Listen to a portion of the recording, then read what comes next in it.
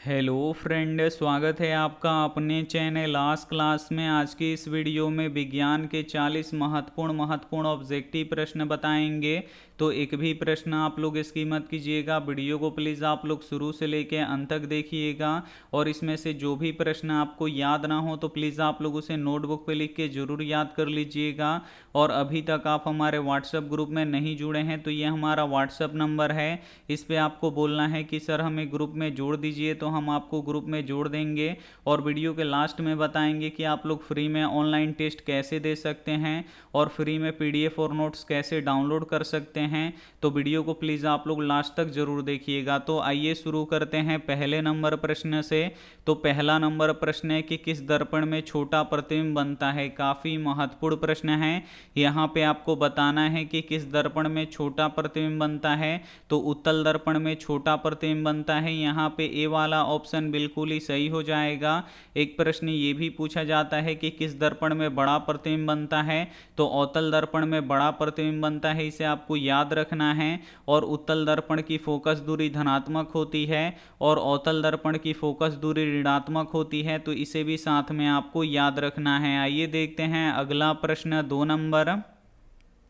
2 number प्रश्न है कि वयस्क मनुष्य के शरीर में कितना लीटर खून होता है। यहाँ पे आपको बताना है कि वयस्क मनुष्य के शरीर में कितना लीटर खून होता है। तो 5 से 6 लीटर खून होता है। यहाँ पे ए वाला ऑप्शन बिल्कुल ही सही हो जाएगा। एक प्रश्न ये भी पूछा जाता है कि रक्त किसके कारण से लाल दिखाई देता है। तो जो रक्त होता है ये हीमोग्लोबिन के कारण से लाल दिखाई देता है, इसे आपको याद रखना है। और रक्त का पीएच मान कितना होता है, तो 7.4 होता है, तो इसे भी साथ में आपको याद रखना है। आइए देखते हैं अगला प्रश्न, 3 नंबर प्रश्न है कि प्रकाश संश्लेषण के द्वारा किसकी उत्पत्ति होती है। यहाँ पे आपको बताना है कि प्रकाश संश्लेषण के द्वारा किसकी उत्पत्ति होती है। तो ग्लूकोज की उत्पत्ति होती है। यहाँ पे सी वाला ऑप्शन बिल्कुल ही सही हो जाएगा। और प्रकाश संश्लेषण की क्रिया में किस गैस का उपयोग होता है। तो कार्बन डाइऑक्साइड गैस का उपयोग होता है। और प्रकाश संश्लेषण की क्रिया में कौन सा गैस बाहर निकलता है। तो ऑक्सीजन गैस बाहर निकलता है, तो इसे भी साथ में आपको याद रखना है। आइए देखते हैं अगला प्रश्न, 4 नंबर प्रश्न है कि रंगीन टेलीविजन में प्रयुक्त होने वाले रंग है। इसमें से आपको बताना है कि रंगीन टेलीविजन में कौन कौन से रंग का प्रयोग किया जाता है। तो लाल, नीला और हरा रंग का प्रयोग किया जाता है। यहाँ पे ए वाला ऑप्शन बिल्कुल ही सही हो जाएगा।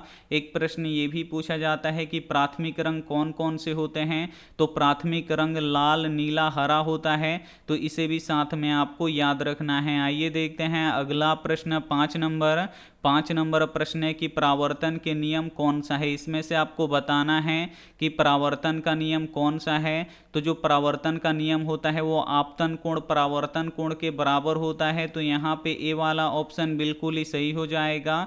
एक प्रश्न ये भी पूछा जाता है कि परावर्तन के कितने नियम होते हैं। तो परावर्तन के 2 नियम होते हैं, इसे आपको याद रखना है।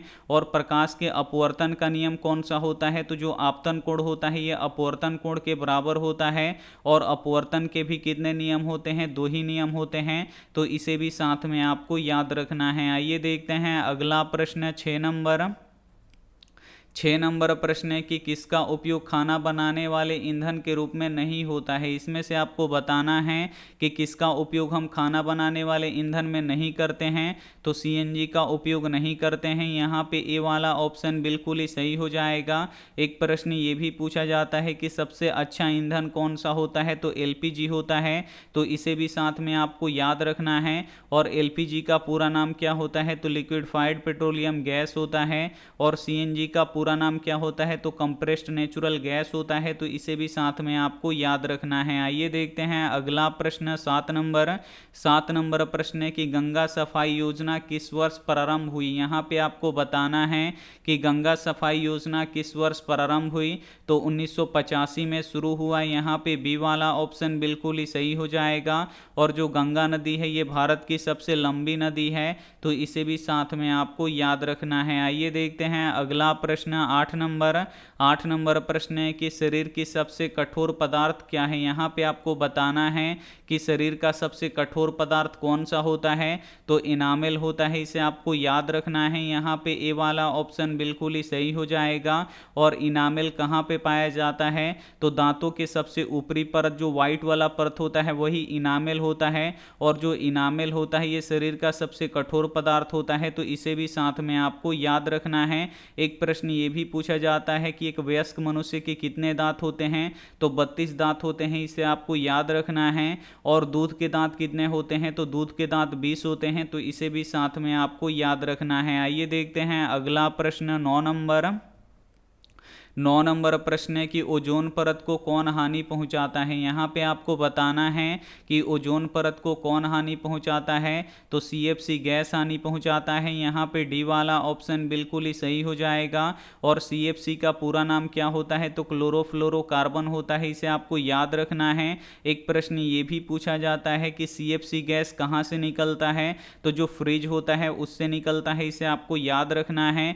एक प्रश्न ये भी पूछा जाता है कि ओजोन परत हमें किससे रक्षा प्रदान करता है, तो परावैंगनिक किरणों से रक्षा प्रदान करता है, तो इसे भी साथ में आपको याद रखना है। आइए देखते हैं अगला प्रश्न 10 नंबर प्रश्न है कि मानव शरीर में रक्त का निर्माण कहाँ होता है। यहाँ पे आपको बताना है कि मानव शरीर में रक्त का निर्माण यानी रक्त कहाँ पे बनता है, तो अस्थि मज्जा में बनता है, जिसे बोन मैरो भी कहा जाता है। यहाँ पे सी वाला ऑप्शन बिल्कुल ही सही हो जाएगा। और जो रक्त होता है ये एक तरल संयोजी ऊतक होता है, तो इसे भी साथ में आपको याद रखना है। आइए देखते हैं अगला प्रश्न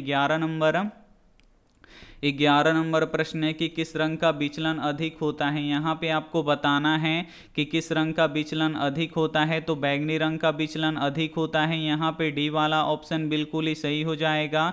एक प्रश्न ये भी पूछा जाता है कि किस रंग का विचलन कम होता है, तो लाल रंग का विचलन कम होता है, इसे आपको याद रखना है। एक प्रश्न ये भी पूछा जाता है कि किस रंग का तरंग दैर्ध्य अधिक होता है, तो लाल रंग का तरंग दैर्ध्य अधिक होता है। और बैंगनी रंग का तरंग दैर्ध्य कम होता है, तो इसे भी साथ में आपको याद रखना है। आइए देखते हैं अगला प्रश्न 12 नंबर प्रश्न है कि मनुष्य के शरीर में कुल कितनी हड्डियां होती हैं। काफ़ी महत्वपूर्ण प्रश्न है ये आपके बोर्ड परीक्षा के लिए। यहाँ पे आपको बताना है कि मनुष्य के शरीर में कुल कितनी हड्डियां होती हैं, तो मनुष्य के शरीर में कुल 206 हड्डियां होती हैं, इसे आपको याद रखना है। यहाँ पे ए वाला ऑप्शन बिल्कुल ही सही हो जाएगा। एक प्रश्न ये भी पूछा जाता है कि बच्चों के शरीर में कितनी हड्डियां होती हैं, तो लगभग 300 हड्डियां होती हैं, तो इसे भी साथ में आपको याद रखना है। आइए देखते हैं अगला प्रश्न 13 नंबर प्रश्न है कि विद्युत विभवांतर का एसआई मात्रक क्या होता है। यहाँ पे आपको बताना है कि विद्युत विभवांतर का एसआई मात्रक क्या होता है, तो वोल्ट होता है, इसे आपको याद रखना है। यहाँ पे डी वाला ऑप्शन बिल्कुल ही सही हो जाएगा। एक प्रश्न ये भी पूछा जाता है कि विद्युत धारा का एसआई मात्रक क्या होता है, तो एम्पियर होता है।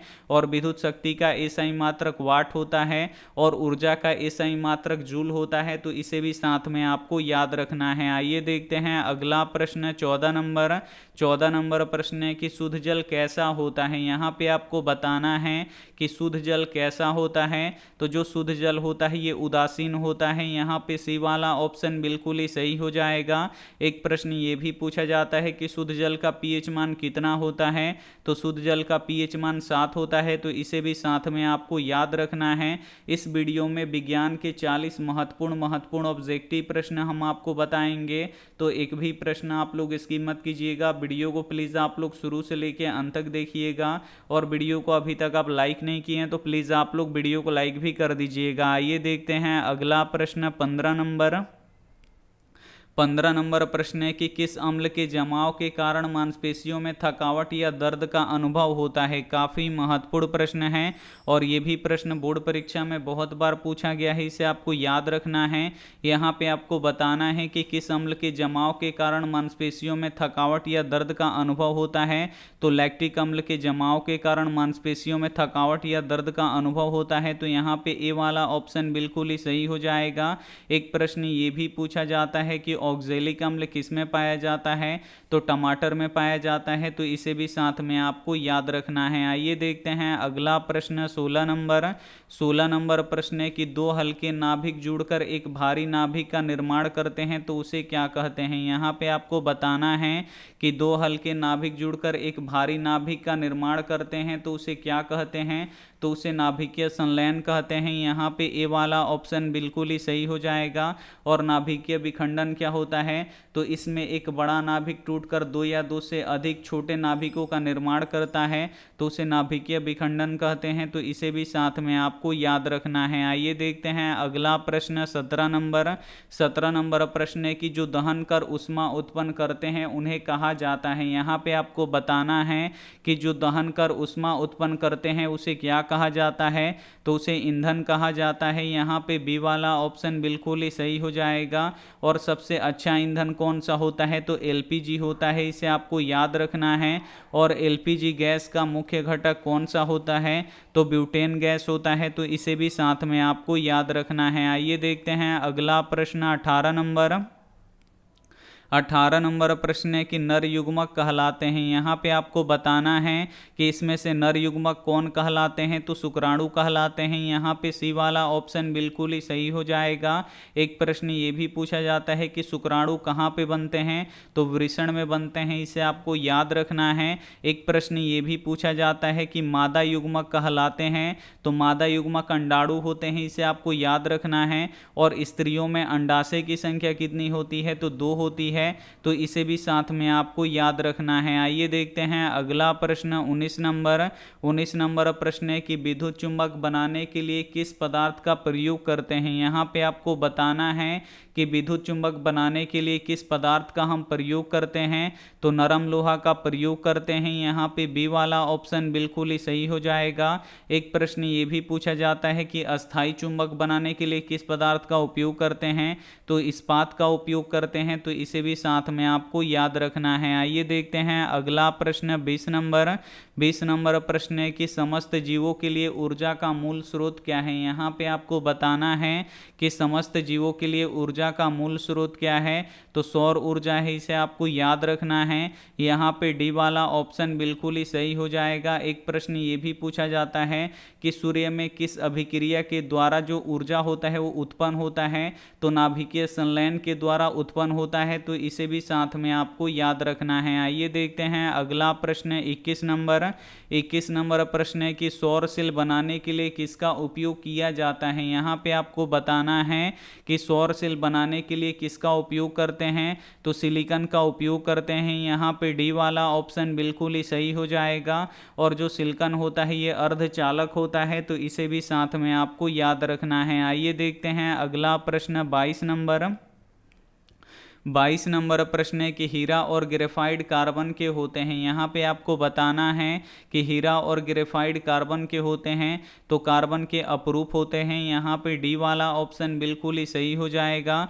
और हीरा और ग्रेफाइट दोनों अधातु होते हैं, तो इसे भी साथ में आपको याद रखना है। और कार्बन का एक प्रश्न ये भी पूछा जाता है कि कार्बन का परमाणु संख्या कितना होता है, तो 6 होता है, तो इसे भी साथ में आपको याद रखना है। आइए देखते हैं अगला प्रश्न 23 नंबर प्रश्न है कि चुंबकीय क्षेत्र का एसआई मात्रक क्या होता है। यहाँ पे आपको बताना है कि चुंबकीय क्षेत्र का एसआई मात्रक क्या होता है, तो चुंबकीय क्षेत्र का एसआई मात्रक टेस्ला होता है। यहाँ पे बी वाला ऑप्शन बिल्कुल ही सही हो जाएगा।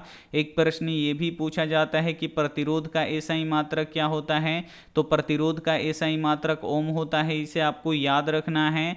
एक प्रश्न ये भी पूछा जाता है कि बल का एसआई मात्रक क्या होता है, तो बल का एसआई मात्रक न्यूटन होता है, तो इसे भी साथ में आपको याद रखना है। आइए देखते हैं अगला प्रश्न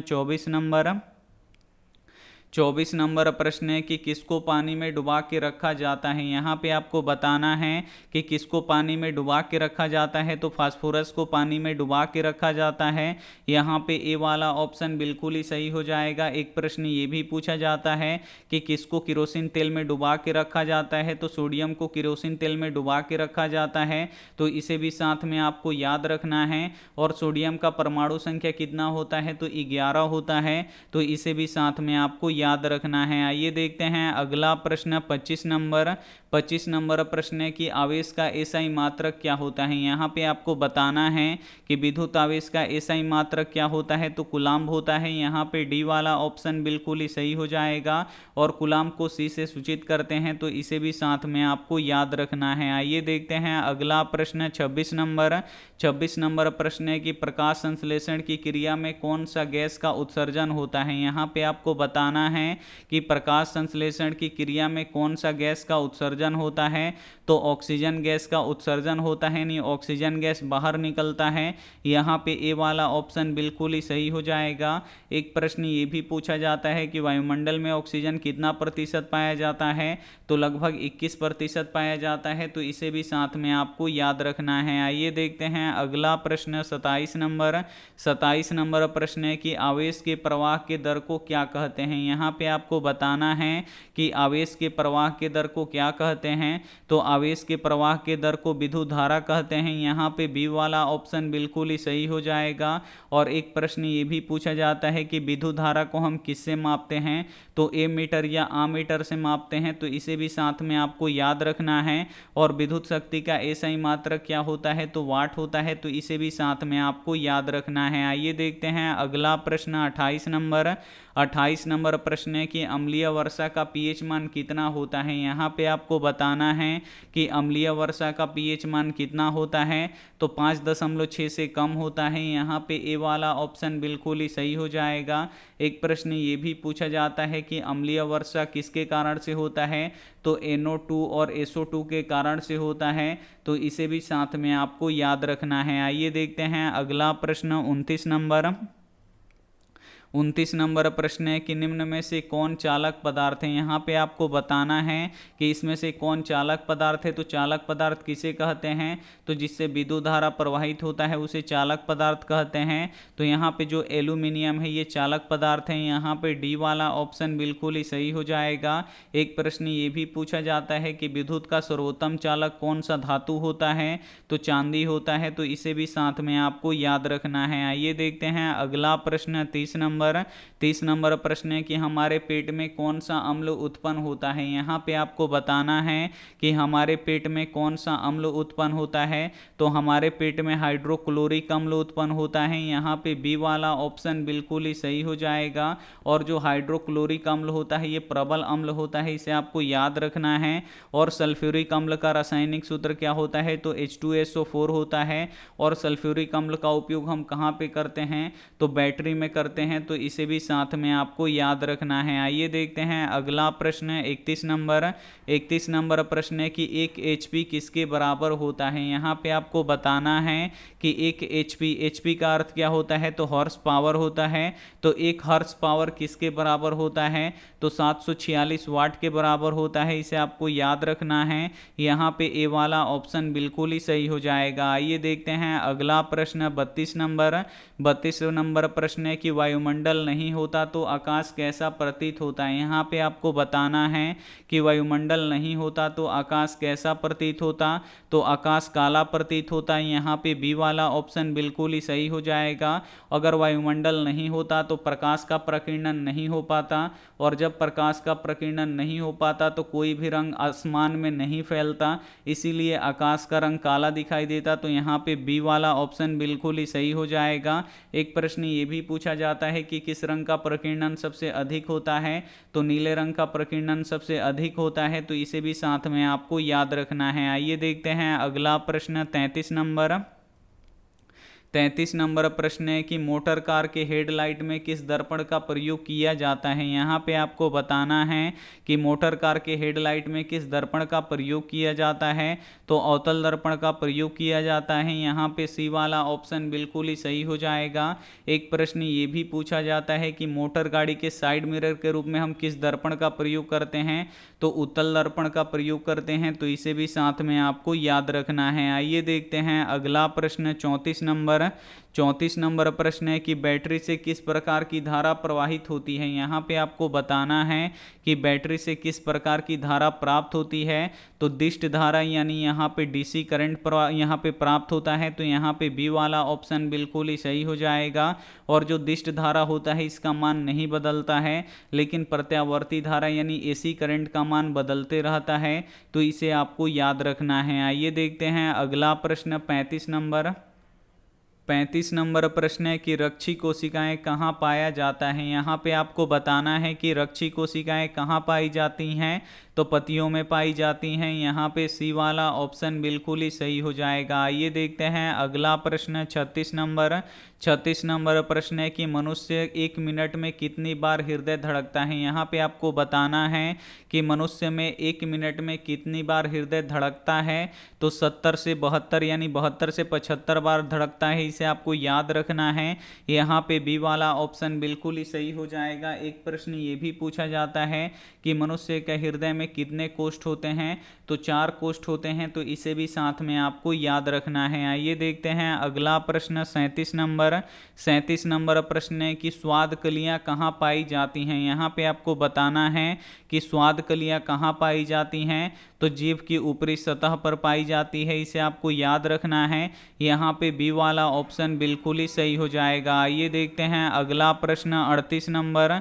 38 नंबर प्रश्न है कि प्रकाश के किरणों के समूह को क्या कहते हैं। यहाँ पे आपको बताना है कि प्रकाश के किरणों के समूह को क्या कहते हैं। तो किरण पुंज कहते हैं। यहाँ पे बी वाला ऑप्शन बिल्कुल ही सही हो जाएगा। एक प्रश्न ये भी पूछा जाता है कि किरण पुंज कितने होते हैं। तो किरण पुंज 3 प्रकार के होते हैं, तो इसे भी साथ में आपको याद रखना है। आइए देखते हैं अगला प्रश्न 39 नंबर। 39 नंबर प्रश्न है कि मानव नेत्र में किसी वस्तु का प्रतिबिंब कहाँ बनता है। यहाँ पे आपको बताना है कि मानव नेत्र में किसी वस्तु का प्रतिबिंब कहाँ पे बनता है। तो दृष्टिपटल या रेटिना पर बनता है। यहाँ पे बी वाला ऑप्शन बिल्कुल ही सही हो जाएगा। एक प्रश्न ये भी पूछा जाता है कि दृष्टिपटल पर कैसा प्रतिबिंब बनता है। तो वास्तविक उल्टा और वस्तु से छोटा बनता है, तो इसे भी साथ में आपको याद रखना है। आइए देखते हैं अंतिम प्रश्न 40 नंबर। 40 नंबर प्रश्न है कि बायोगैस का मुख्य घटक है। यहाँ पे आपको बताना है कि बायोगैस का मुख्य घटक कौन सा गैस होता है। तो मेथेन गैस होता है। यहाँ पे ए वाला ऑप्शन बिल्कुल ही सही हो जाएगा। और एलपीजी का मुख्य घटक कौन सा गैस होता है। तो ब्यूटेन गैस होता है। तो यहाँ पे इसे भी साथ में आपको याद रखना है। यहाँ पे हम 40 ऑब्जेक्टिव प्रश्न बता चुके हैं, जो आपके फाइनल बोर्ड परीक्षा के लिए काफ़ी महत्वपूर्ण है। और अभी आप लोग यहाँ पे कमेंट करके बताइए कि आपको क्लास कैसा लगा, क्लास आपको समझ में आया कि नहीं आया। अब हम आपको बताएंगे कि यहाँ पे आप लोग ऑनलाइन टेस्ट और पीडीएफ कैसे डाउनलोड कर सकते हैं। अब यहाँ पे रोज़ आपका यहाँ पे टेस्ट होगा और आपको पीडीएफ अब यहाँ पे आपको रोज़ मिलेगा। तो यहाँ पे आप लोग टेस्ट और पीडीएफ आप लोग आसानी से दे सकते हैं। अब यहाँ पे देखिए, आपको टेस्ट देने के लिए सबसे पहले आपको क्रोम को ओपन कर लेना है या गूगल ओपन कर लेना है। अब यहाँ पे आपको एक सर्च बॉक्स दिखेगा, तो इसमें बस आपको लिखना है आस्क क्लास। तो हम यहाँ पे लिख देते हैं ASK और फिर CLASS। यहाँ पे हम आस्क क्लास लिख के सर्च कर देंगे, तो यहाँ पे देखिए लिखा हुआ आ जाएगा आस्क क्लास। बस इसी पे आपको क्लिक कर देना है। और जैसे ही आप लोग क्लिक कीजिएगा तो यहाँ पे ऑफिशियल वेबसाइट ओपन हो जाएगा। यहाँ से आप लोग टेस्ट लगा सकते हैं, यहाँ से पीडीएफ डाउनलोड कर सकते हैं। तो आपको टेस्ट देना है, तो इस टेस्ट वाले बटन पे आपको क्लिक करना है। और जैसे ही टेस्ट वाले पे क्लिक कीजिएगा तो यहाँ पे बहुत सारा टेस्ट ओपन हो जाएगा। सबसे पहले आपको ऊपर वाला टेस्ट आपको देना है, तो ऊपर वाले टेस्ट पे हम क्लिक करेंगे तो हमारा टेस्ट यहाँ पे ओपन हो जाएगा। अब यहाँ पे आपको थोड़ा सा नीचे आना है और यहाँ पे देखिए स्टार्ट का बटन दिखाई दे रहा है, तो इस स्टार्ट वाले बटन पे आपको क्लिक कर देना है। और जैसे ही क्लिक कीजिएगा यहाँ पे देखिए आपका नाम पूछेगा, तो सबसे पहले यहाँ पे आप लोग अपना नाम लिख दीजिएगा। उसके बाद नेक्स्ट कर दीजिएगा। तो यहाँ पे देखिए 20 यहाँ पे प्रश्नों का टेस्ट होगा और प्रत्येक प्रश्न का 4 ऑप्शन होगा, जिसमें से एक सही होगा। अगर सही वाले पे टिक कीजिएगा तो ग्रीन हो जाएगा, गलत वाले पे टिक कीजिएगा तो रेड हो जाएगा। तो यहाँ पे देखिए अष्टक नियम के प्रतिपादक कौन थे। तो न्यूलैंड्स थे, तो यहाँ पे देखिए सही हो गया, तो ग्रीन हो गया। अब यहाँ पे दूसरा क्वेश्चन लाना है, तो आपको क्या करना है कि इस नेक्स्ट वाले बटन पे आपको क्लिक करना है। तो जैसे ही क्लिक कीजिएगा तो यहाँ पे दूसरा प्रश्न आएगा कि रुधिर का कौन सा अवयव रक्त स्राव को रोकता है, तो प्लेटलेट्स रोकता है, लेकिन हम यहाँ पे प्लाज्मा पे टिक करेंगे तो देखिए गलत हो गया और जो सही आंसर है वो आपको बताएगा। तो ऐसे ही आप लोग टेस्ट लगा सकते हैं और लास्ट में अपना रिजल्ट भी देख सकते हैं। अगर आपको पीडीएफ डाउनलोड करना है तो यहाँ पे देखिए डाउनलोड पीडीएफ लिखा हुआ है, तो इस पर आपको क्लिक करना है। तो जैसे ही क्लिक कीजिएगा तो यहाँ पे बहुत सारा पीडीएफ यहाँ पे ओपन हो जाएगा। अगर आपको डाउनलोड करना है तो बस आपको डाउनलोड वाले ऑप्शन पे क्लिक करना है, आपका पीडीएफ डाउनलोड हो जाएगा। तो उम्मीद करते हैं ये वीडियो आपको काफ़ी अच्छी तरीके से समझ में भी आया होगा और टेस्ट और पीडीएफ आपको कैसे डाउनलोड करना है ये भी आपको समझ में आ गया होगा।